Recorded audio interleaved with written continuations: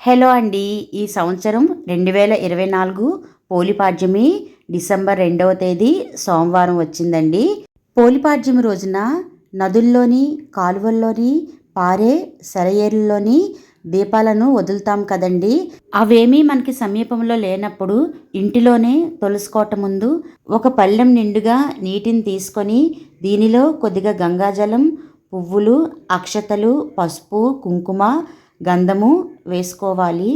అరటి డొప్పల్లో నూనెలో ముంచిన పువ్వొత్తులను వేసుకొని వెలిగించి ఈ ఒత్తులను నీటిలో గంగాజలంగా భావించి వదులుతాము. అలానే చలివిడి, వడపప్పు, పండ్లను నైవేద్యంగా సమర్పించి తులసికోట దగ్గర దీపం వెలిగించి పోలిపాడ్యం పూజను సూర్యుడు ఉదయించకముందే చీకటిగా ఉన్నప్పుడే చేసుకుంటాము. కార్తీక మాసం నెలంతా చేయలేని వారు ఈ పోలిపాడ్యమి రోజున ఈ పూజ చేసుకుంటే చాలు.